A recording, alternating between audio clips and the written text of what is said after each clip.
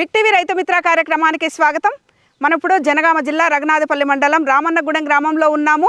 రైతులు రామకృష్ణారెడ్డి, సురేష్ రెడ్డిలు గుట్ట పక్కనే ఉన్న తమ పొలంలో వాన నీటిని సంరక్షించుకునేందుకు ఫామ్ పాండ్ తవ్వించుకున్నారు. ఫామ్ పాండ్ నుంచి వచ్చే లీకేజ్లను అరికట్టడానికి రీఛార్జ్ పిట్ను సైతం తవ్వించుకున్నారు. దీనికి సంబంధించి మరిన్ని వివరాలు వారిని అడిగి తెలుసుకుందాం.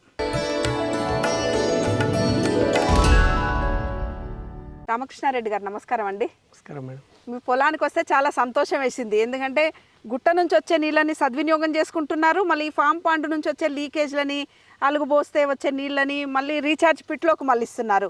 అసలు ఎట్లా చేశారు? అసలు ఈ ఫామ్ పాండ్ ఎప్పుడు తోమించుకున్నారు, ఆ రీఛార్జ్ పిట్ ఎప్పుడు తోమించుకున్నారు, దీని అంతటి గురించి ఒకసారి చెప్తారా? చూస్తే ఇక్కడ మాది హైట్ ఏరియా ఉన్నాం, గుట్ట ప్రాంతంలో ఉన్నాము.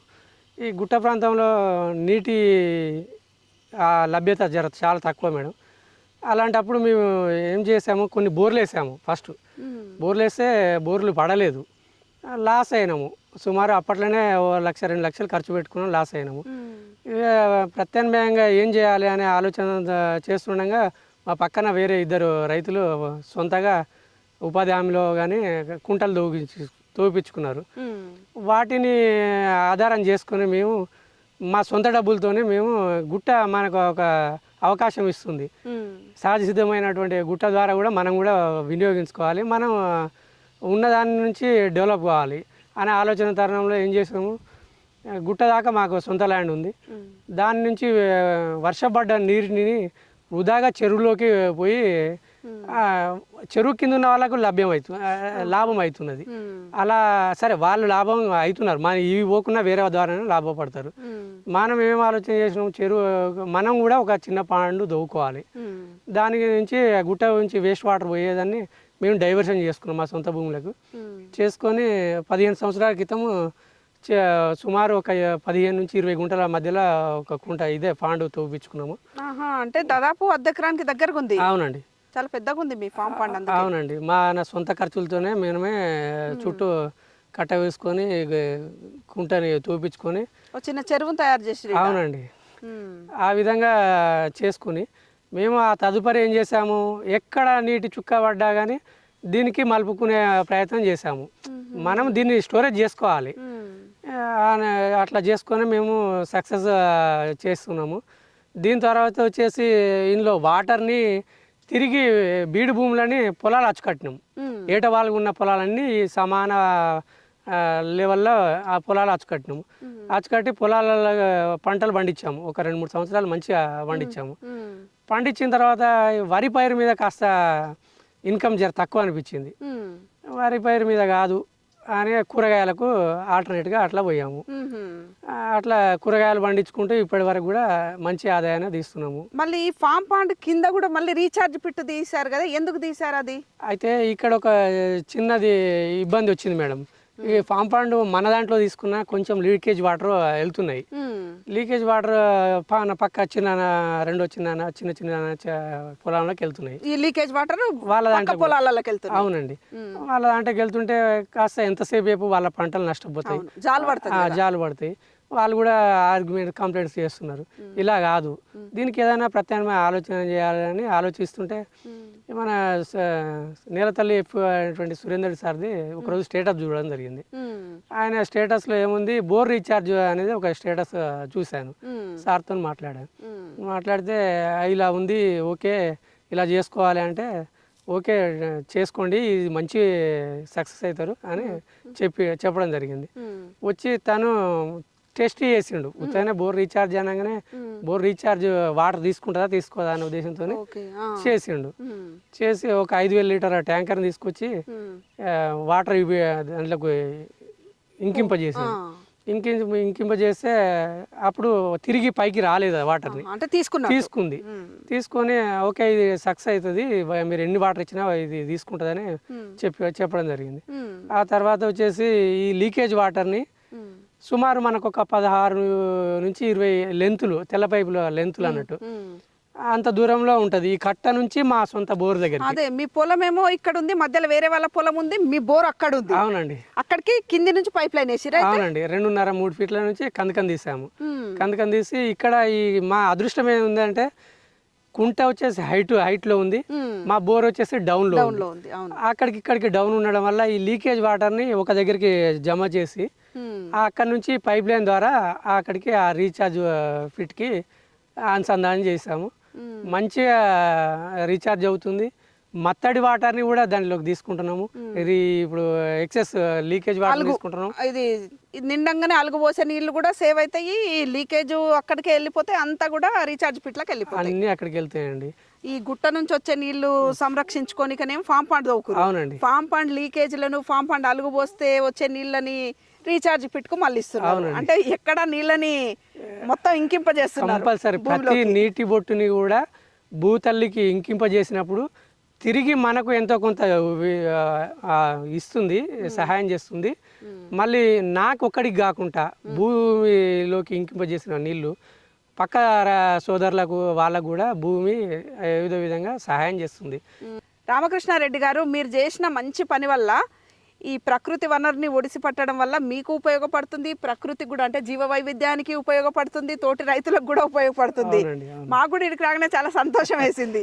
ఎంత బాగుంది అసలు. ఇక్కడ పక్షులు గూళ్ళు కట్టుకున్నాయి. మొత్తం బావి చుట్టూ కూడా ఈ చెరువు చుట్టూ చెట్లు కూడా పెట్టినట్టున్నారుగా. అవునండి.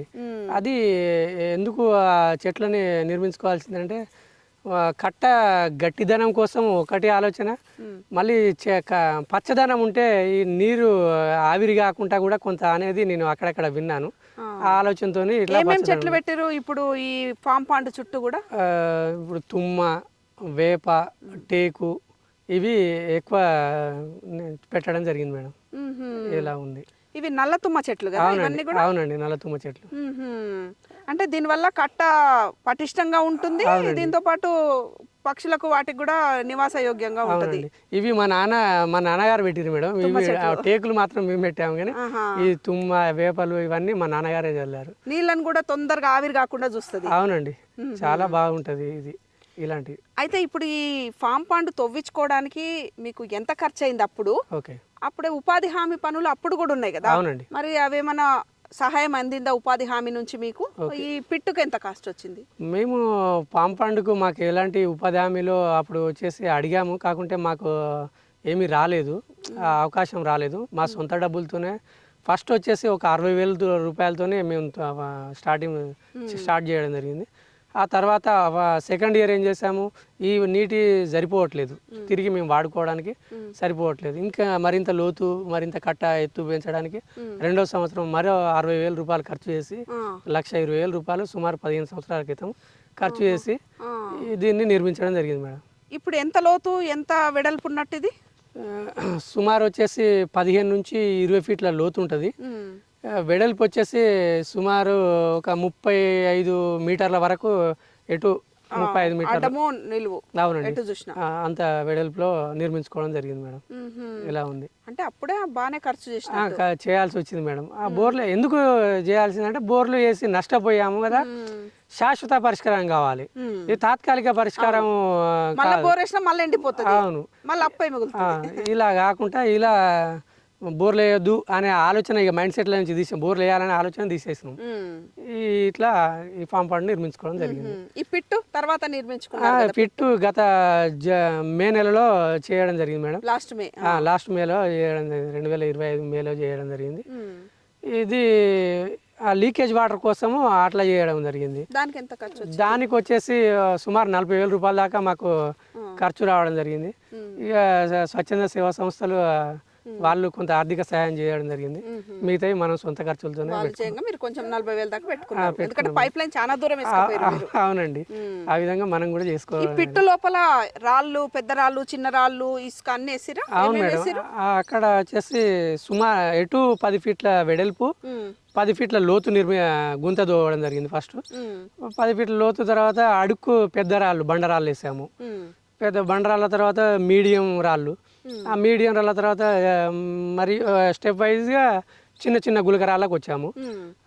చిన్న గులకరాళ్ళ మీద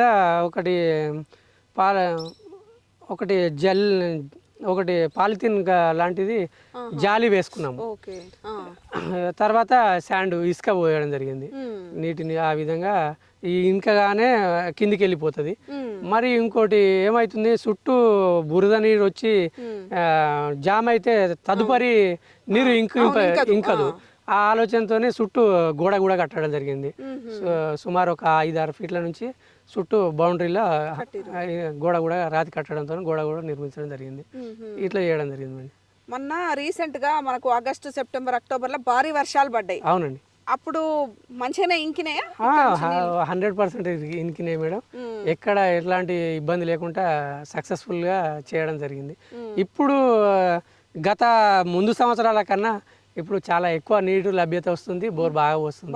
అప్పుడు ఎంత 1 ఇంచు 1/2 ఇంచు అట్లా పోసే బోరు ఇప్పుడు 2 ఇంచులు యథావిధిగా కంటిన్యూగా నడుస్తుందండి. ఇప్పటి వరకు ఎలాంటి ఇబ్బంది లేదు. ఈ ఫామ్ పండు తవ్వించి దాదాపు 15 ఏళ్ళు అవుతుంది కదా మనకు. అవునండి. ఎట్లా ఉపయోగపడ్డది మీ వ్యవసాయానికి ఇది? మా వ్యవసాయానికి వచ్చేసి మేడం, మేము వర్షాకాలంలో ఎక్కువ వాడుకోలేదు. ఆగస్టులో ఉంటాయి, భూమి పదనే ఉంటుంది. అవునండి. తిరిగి ఆగస్టు, సెప్టెంబర్, అక్టోబర్ నుంచి రెండో పంటకి వెళ్తాం కదా మేడం. ప్రధాన ఫస్ట్ వర్షాకాలం సీజన్ అయినాక రెండో పంటకి. అప్పుడు మాకు చాలా వినియోగం మంచిగా జరిగింది. వాటి ద్వారా ఎంతో మాకు ఆదాయదాయకం వచ్చిందండి.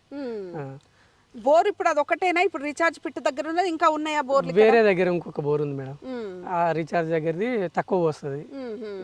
మొత్తం మీద వచ్చేసి గ్రౌండ్ వాటర్ పెంచాలి. ఫస్ట్ ప్రధాన లక్ష్యం గ్రౌండ్ వాటర్ పెంచుకోవాలి. ఆ విధంగా చేసాము.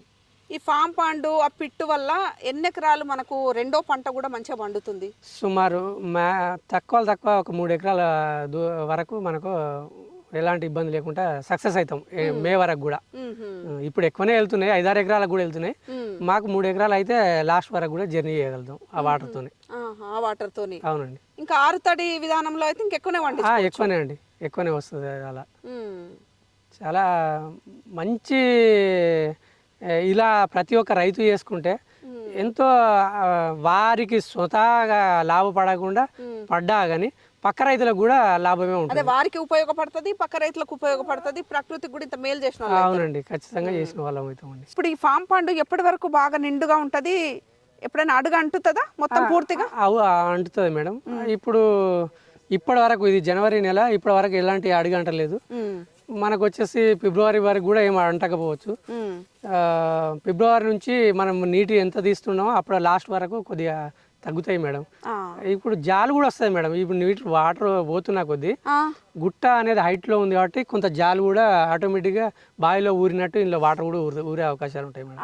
గుట్ట పక్కన ఉన్నందుకు మనకు. అవునండి, జాలు వస్తుంది ఇప్పటికి, కంపల్సరీ వస్తాయి. అంటే ఇప్పుడు వానలు తగ్గుతాయి కదా మనకు, డిసెంబర్, జనవరి, ఫిబ్రవరి అసలు వానలే ఉండవు. అవునండి, అయినా జాలు వస్తుంది కంపల్సరీ. ఇక్కడ ఒక మా అదృష్టం ఏంటంటే గుట్ట హైట్ ఉండడం వల్ల ఎప్పుడు కానీ కొండలు గుట్టలు ఏం చేస్తాయి, వర్షపు నీటిని ఫస్ట్ తను తీసుకుంటాయి, స్లోగా రిలీజ్ చేస్తుంటాయి.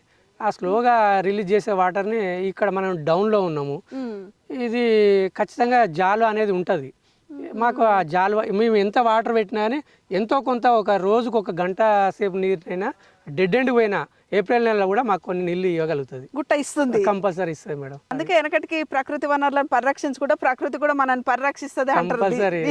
అవునండి, ప్రకృతిని కాపాడితే అందరం బాగుపడతాము. ఎవరికారే ఇప్పుడు ఉన్న రోజులలో దాన్ని ఆగం చేస్తున్నారు కానీ అది కాదు. ఈ విధంగా పోతే అందరికి మేలు అవుతుంది. ప్రకృతిని కాపాడిన వాళ్ళ అయితే మన సొంతంగా లబ్ధి పొందిన వాళ్ళ. ఇప్పుడు ఈ ఫామ్ పండ్లో చేపలు అవి కూడా పెంచుకోవచ్చుగా, ఎందుకంటే పెద్దగా ఉంది ఫామ్ పండు. ఫామ్ పండు చుట్టూ కూడా మంచిగా చెట్లు పెట్టారు మీరు. అవునండి, మధ్యాహ్న జమ్ము కూడా మొలిచినట్టుంది. అవునండి, చేపల పెంపకానికి కూడా అనుకూలంగా ఉన్నట్టుంది. ఉంది మేడం. స్టార్టింగ్ లో ఒక 2-3 సంవత్సరాలు వేయడం జరిగింది. కొంత పెద్ద ఎత్తున కాకుండా కొద్దిగా చిన్న మొత్తంలో కొంత ఆదాయం తీసుకోగలిగాం. తర్వాత వచ్చేసి ఏం చేస్తున్నాము, కాస్త దొంగలు అట్లాంటి ఇబ్బంది అనిపించింది. మనం పెంచిన తర్వాత అట్లా ఇబ్బంది ఉంది. సెకండ్ థింగ్ ఏంటంటే ఎండలు బాగా కొడుతున్నప్పుడు వాటర్ని మనం త్వరగా కూడా కాల్ చేయాల్సి వస్తుంది. అప్పుడు చేపలకు ఇబ్బంది అయ్యే అవకాశాలు ఉన్నాయి. అందువల్ల గత 2-3 సీజన్లలో వేయలేదు. అంతకుముందు ఖచ్చితంగా వేసేది.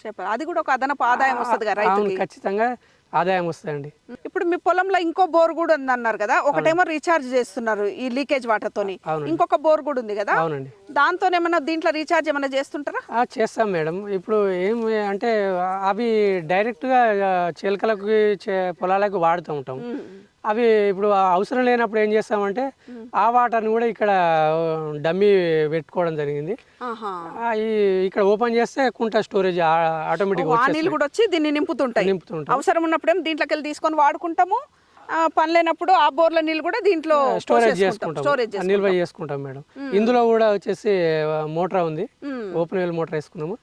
దీని నుంచి ఏ విధంగా అవసరం ఉంటే ఫాస్ట్గా అవసరం ఉందంటే 2 మోటార్ కనెక్షన్ ఇచ్చుకుంటాం, లేదు ఒకటే మోటార్ అవసరం ఉందంటే ఆ మోటార్ కనెక్షన్ చేసుకుని అట్లా మాకు అదనంగా ఈ నీటిని వాడుకుంటుంటాం. ఇప్పుడు వానాకాలం అయితే మనకు వాన నీళ్ళు ఉంటాయి, పెద్దగా నీటి అవసరం ఉండదు. అవునండి. ఈ ఎండాకాలం వచ్చే సమయంలో కొంచెం తడులు పడుతుంటాయి కదా, అట్లా ఏమేం పంటలకి నీళ్ళని వాడుతున్నారు మీరు? మేము వచ్చేసి ఇప్పుడు ప్రధానంగా వర్షాకాలం పత్తి అయిపోతుంది మేడం, దానికి నీటి అవసరం లేదు, వానకే వంతది. సెకండ్ థింగ్ ఏంటంటే వరి పొలానికి యూజ్ అవుతుంది. కూరగాయలు వేస్తాము, మిర్చి తోటలు వేస్తాము, ఎండుమిర్చికి, వాటికి బాగా యూజ్ అవుతుంది ఈ వాటర్. ఈ ఫామ్ పండ్ ఒక్కటి ఉండడం వల్ల మీకైతే ఒక భరోసా, చాలా నీళ్ళ బ్యాంక్ ఉన్నట్టు. అవునండి, అవునండి. ఏమి ఎక్కడ ఎలాంటి ఇబ్బంది అని అనిపించదు. అయ్యో మనకు గంట సేపట్లో మోటార్ వస్తుంది కదా అనే ఆలోచన ఏం లేదు. లాస్ట్కి పోతున్న కొద్దీ నీటి ఎల్లయ్య అనే భయం లేదు, నిల్వ ఉంది. కుండలో అన్నం ఉంటే మనం ఎప్పుడైనా తినొచ్చు అన్నట్టు ఆ విధంగా ఇట్లా స్టోరేజ్ ఉంటుందండి. అంటే ఎవరైనా రైతులకి మీరు ఇచ్చే సలహా? ప్రతి ఒక్క రైతు సోదరులు కానీ ఇది ఇలా ఫామ్ పండ్ నిర్మించుకోవడం చాలా మంచి ఆలోచన, చేసుకోవాలి. మనకు ఒక 10 గుంటల భూమి నష్టమవుతుందనే ఒకటి ప్రధానంగా అందరి మనసులో ఉంటుంది. కానీ ఆ 10 గుంటలు వేస్ట్ అయ్యే ఆదాయాన్ని మనం ఇప్పుడు గట్టు ద్వారా చెట్లను పెంచుకోవడం, ఇందులో నీటిలో చేపలు పెంచుకోవడం, తిరిగి నీటిని వాడుకోవడం, ఇవి అదనం ఆదాయం ఇచ్చినట్టే, ఇండైరెక్ట్గా రెండింతల ఆదాయం వచ్చినట్టు. ఇది అందరూ ఆలోచన చేయాల్సినటువంటి విషయం మేడం ఇది. థ్యాంక్ యూ రామకృష్ణారెడ్డి గారు, మంచి సమాచారం ఇచ్చారు. ఇది ఈనాటి రైతు మిత్ర. మరో వ్యవసాయ సంబంధ అంశంతో మళ్ళీ కలుద్దాం. అంతవరకు సెలవు, నమస్కారం.